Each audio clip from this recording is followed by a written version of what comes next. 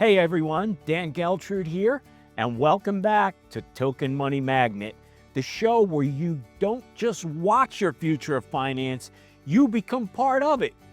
We're already 7 episodes in exploring how tokenization is changing the way we invest, making things more accessible and opening doors that were once closed to small investors. If you've missed any of our episodes, don't worry. Just scan the QR code on your screen and catch up on YouTube.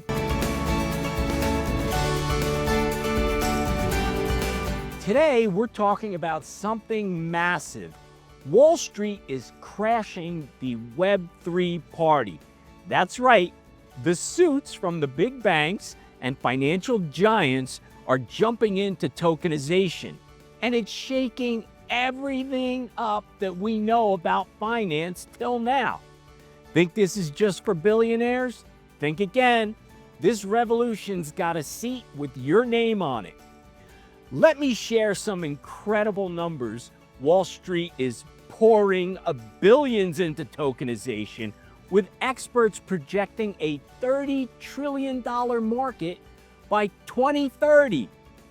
Just last year, tokenized treasuries surged by 179%, and private credit jumped 40%, and all of this is happening right now. In traditional apps, you surrender all your personal data. In Web3, decentralized identities put you back in control. As more of our assets move on-chain, decentralized identity solutions let you share only what's necessary, reducing hack risks. Imagine showing your concert ticket without revealing your address, or proving your age without sharing your birth date. Smart investors protect both their assets and identity. Start exploring privacy-focused wallets today. So, to talk in detail, we've got 3 amazing experts joining us today. First up, I'm delighted to welcome Richard Rekhy, an experienced consultant with a proven track record in the management consulting industry. Richard's deep understanding of risk management and regulatory framework brings crucial insight to the tokenization space. Next, we have Michael Flight, dubbed the godfather of blockchain real estate by Forbes. He is a co-founder of Liberty Real Estate Fund, the first net lease security token fund. His ventures include traditional real estate with tokenization and offering insights on transforming high-value assets through blockchain. And our third guest is Avinash Rao, founder of Alt DRX. He is at the forefront of transforming real estate ownership through blockchain technology, drawing on 2 decades of experience in telecom and property. He's creating fractional ownership models, starting with core residential assets and branching into varied sectors. So here we go. Richard, Wall Street's biggest players, BlackRock, Goldman Sachs, HSBC, are saying tokenization isn't just a buzzword, it's our future. But what makes it so big that even big institutions are betting big? Dan, thank you for the question. You're absolutely right. Tokenization is the future. And if you look at these large financial institutions, the names you mentioned, BlackRock, Goldman, HSBC, they are dominating tokenization at the moment, but they are doing it in intangible financial assets such as treasury bills, bonds, and other financial assets. But what I'm seeing is slightly different. I'm seeing a newer and younger and nimble startups who are going to emerge and dominate in the space of tokenization, because they are tokenizing tangible assets like real estate, gold, EV infra, physical art, even some collectibles like some unique whiskeys, etc. Traditional securities dominated by the large players, as you rightly said. There are these new startups who have come who are very innovative, and they are coming with absolutely new models in which they are allowing a new class of investors or a new generation of investors to come in who are not the traditionally high net worth individuals but who have much less money and have access to a very different market. But when we talk of the real world assets like real estate, gold, bonds, and even fine art, what is these new companies trying to do? They are fractionalizing ownerships, making high value assets more accessible, creating liquidity in the hands of people, establish a 24/7 trading platform which allows people to move, and enhancing global market access, and a new set of investors who will participate. Michael, major Web3 companies are stepping up big time. How are they making sure tokenized treasures don't vanish into thin air, especially when we're talking about trillions of dollars? Well, Dan, most of the things that are disappearing are in the cryptocurrency space. And what we're talking about is tokenization. So these are security tokens. So a lot of these tokens can be issued and then reissued. So if there is some sort of problem with the smart contract, or if there is some sort of problem with the the security, they can be rescinded, they can be burned, and then they can be reissued. The other thing that is going to happen a lot more with regulation now coming out, especially in Europe and on the forefront in the United States, is custody. So right now, banks cannot custody a lot of these things, and there's a lot of people that had traditionally custodied treasuries and things like that, like Northern Trust and a lot of the other money center banks. Now those banks are going to get into custody big time, and it's going to be something that they know how to custody things. But as in any type of endeavor, any type of financial and any type of software, things can always get hacked. So things will get hacked, but for the most part, we see a lot of the adults coming into the room, and their main priority is on security and securing things. Great. Avinash, companies like Apollo are launching funds like Accredited to tackle Wall Street's biggest headaches, which are liquidity, transparency, and accessibility. How is this making money move faster and easier, and why should our viewers care?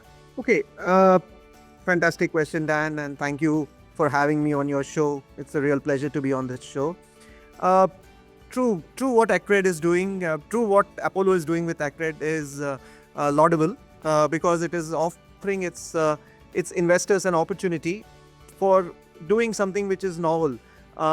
Till now, they were only financial assets. There were lending opportunities. There were various other financial assets where these funds would operate in.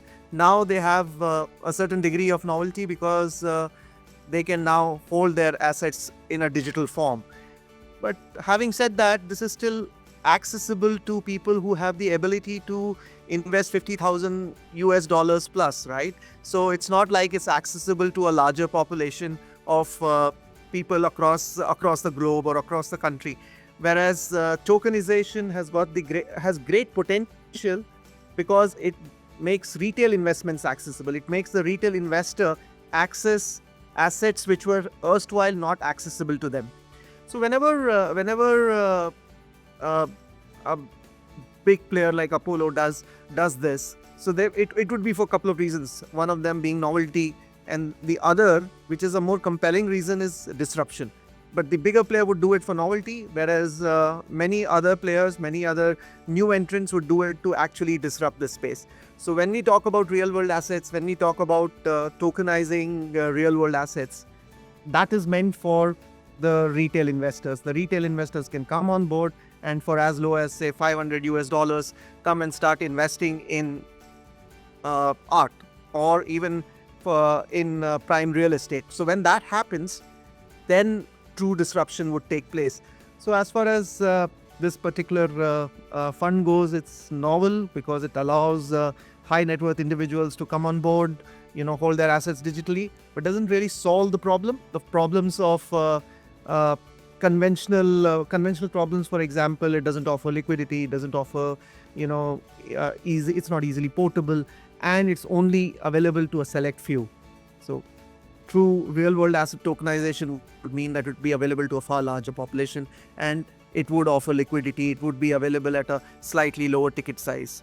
So that's my take on this. So, for it to really make an impact, it should offer liquidity, digital trading, self-custody, multiple ways it can become more accessible to a larger population. Tokenization converts real-world trade documents into digital assets on blockchain, making them instantly verifiable and tradable globally.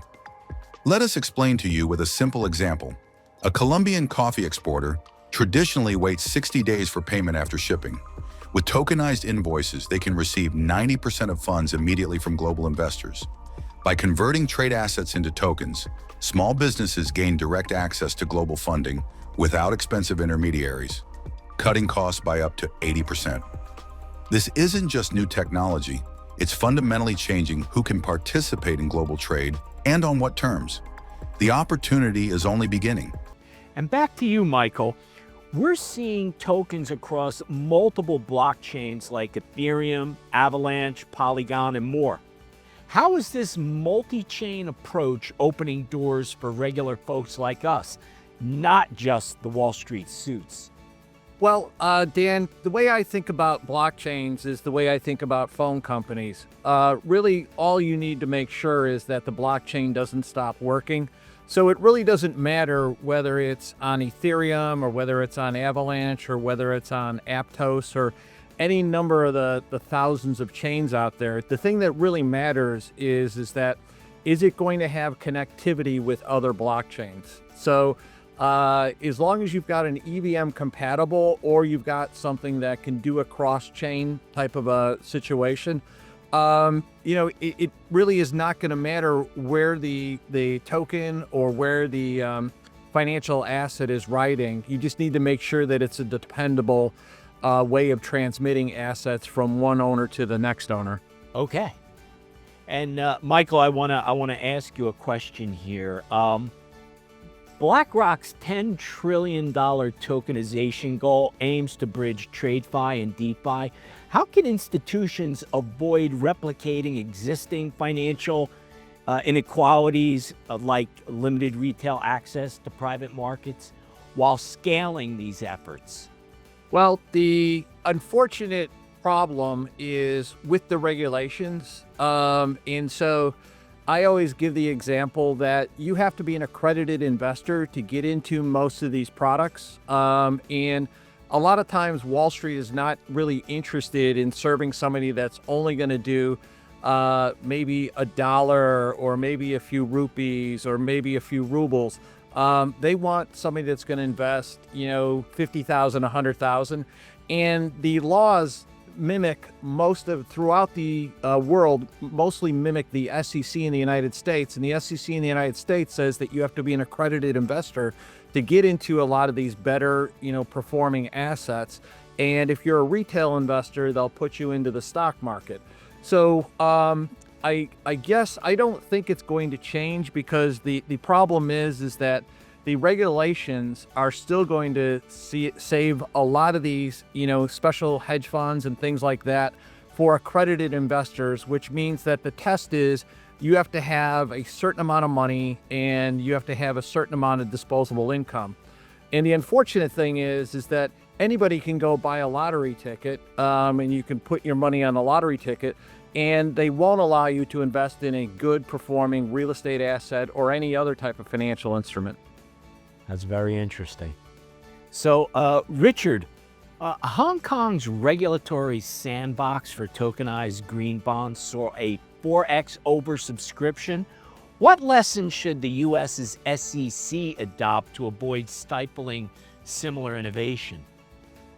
Thank you, Dan.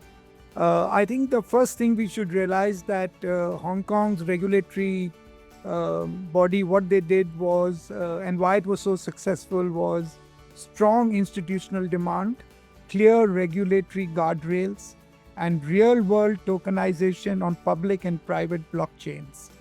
So what they did was, here's a good example of how a regulator can enable innovation rather than choke it. The US SEC can learn something from this, provide definitive, actionable guidance on innovation, and don't get stuck in legal limbos, which is generally the regulators do. Launch regulatory sandboxes and let projects prove value before you launch it. Like exactly what happened in Hong Kong.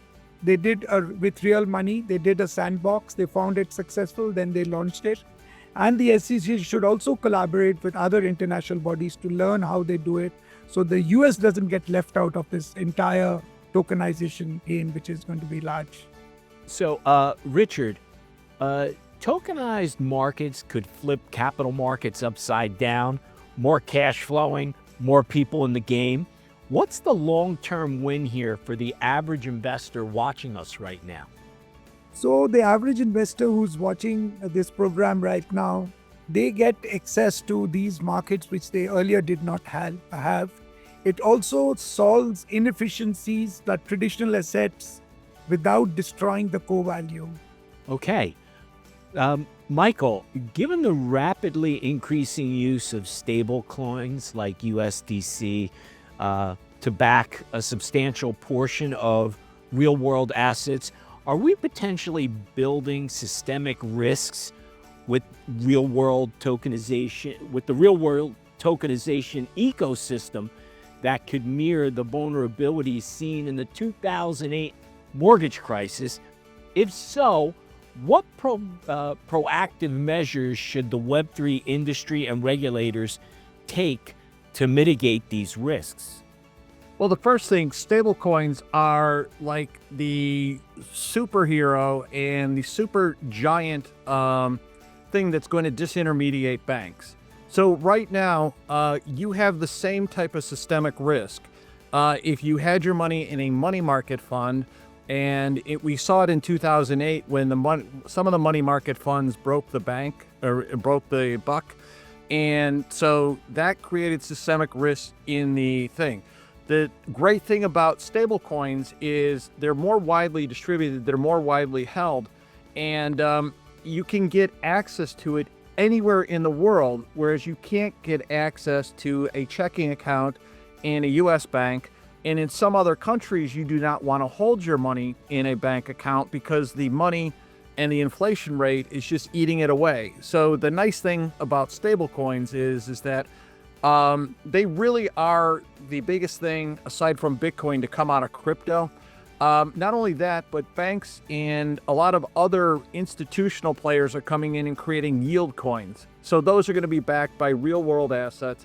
And those will act the same way as you would get holding a money market account or some other type of CD account in a bank. So while there is systemic risk, there's systemic risk in just about any type of thing. And you just have to make sure that the counterparties to that systemic risk can withstand it. Yeah, that's a good point. Avinash, given the devastating $650 million Axie Infinity hack in March of 2022, which exposed critical vulnerabilities in blockchain security, how can institutions and token issuing entities dealing with high-value tokenized assets like gold or real estate effectively reassure prospective buyers that their investments are protected from similar breaches? Fantastic question. So, breaches will happen. Michael already mentioned that. The only way to avoid or overcome these breaches is multi-layered securities. There has to be this coming together of what's happening in the new world vis-a-vis what was happening in the old world, and both of them have to work together to ensure that there are multi-level security and security protocols that are built in. That way, enabling people to be feeling more secure about their asset holding. But fundamentally, the problems that we've seen with these breaches have been primarily in the crypto space. Now, when you look at, say, real world assets like real estate or gold, they're held digitally, but they're not just going to be, they're not just going to vanish because the assets exist. Assets exist, the assets are yielding real revenue, real cash flows. So obviously, there is far greater security when a real world asset is tokenized, but there is greater need of traditional systems, marrying the futuristic systems in that sense. So, for example, you should have a traditional trustee and a custodial setup. If you have a traditional trustee and a custodial setup, then you know that what is held as an asset actually exists. So these are systems and processes that can be built around any asset class, so to ensure that the investments are safe and held in a manner that they cannot just go up in thin air. This is always my favorite part of the show, where we answer questions from our audience. So let's start with one for Michael. If Wall Street is tokenizing everything from treasury bonds to private credit, won't that just make the big dogs bigger? How is this not leaving retail investors like me in the dust? Well, you are correct. If they are trying to not be disintermediated, but the thing that Wall Street is competing against is more nimble players that, and there's going to be more different type of products and different type of product market fit. And so Wall Street wants to keep control of this, and they're going to do everything possible to get the regulations to keep control of it, because a lot of the regulations are designed around that. But there's, money is going to flow where it's treated best. And so if you are going to get forced into a product that fees, all your returns to death, there's going to be, money created. There's going to be guys in India. There's going to be guys in Africa. There's going to be guys all over the world, Latin America, that are going to figure out how can we create a better return and a better place for people to park their money and to earn assets and to earn, return. So I think that, I think there's going to be a large disruption, and I'm looking forward to it because, there's going to be a leveling of the playing field, and everybody in the world is going to get a chance at sound, secure money. Okay. Avinash, this one is for you. If something goes wrong with my tokenized assets in 2025, who do I call? Is there a global hotline for this stuff? No, I mean, let's hope that nothing goes wrong. But let's say in the dire situation that something actually went wrong, you have laws in every country, right? There are laws, and then there is an asset in a real world token. So fundamentally, you will be able to get a resolution to your problem, either through arbitration or through the laws of the land, and that problem should certainly get solved. Most countries today are writing regulations for real world assets. I think it's only a matter of time by when you will see many nations across the world having regulations on real world assets. Like in India today, for example, there is an entity called as Gift City, and regulations are at play as we speak. So there will be regulations sooner than later. So if your question is specifically, okay, 25 something goes wrong, there is law of the land. There was a custodial wallet, there was a custodial service, the real world asset was held in an entity. So all these safeguards have been built specifically with respect to real world assets. So I think you can always go to the judiciary, you can always go to the registrar of companies and really get your problems resolved. So law of land will take care, because it's not going to go up in thin air. The asset still exists. Revenues from the assets continue to come in. So fundamentally, you still have enough and more recourse, unlike, say, maybe crypto, for example. Okay. Wow, what a ride. Wall Street's going Web3, and it's not just a power play. It's a chance for all of us to grab a piece of the action. Our experts showed us how the big players, tech, and the rules are coming together to unlock a financial future where you call the shots. We appreciate them sharing their great insight with us. Remember those mind-blowing numbers? A $30 trillion market by 2030? This isn't some far-off dream. It's happening now, and you're getting in on the ground floor. I'm Dan Geltrude, and here at Token Money Magnet, we don't just talk finance, we make it happen. So until next time, keep tokenizing and keep winning.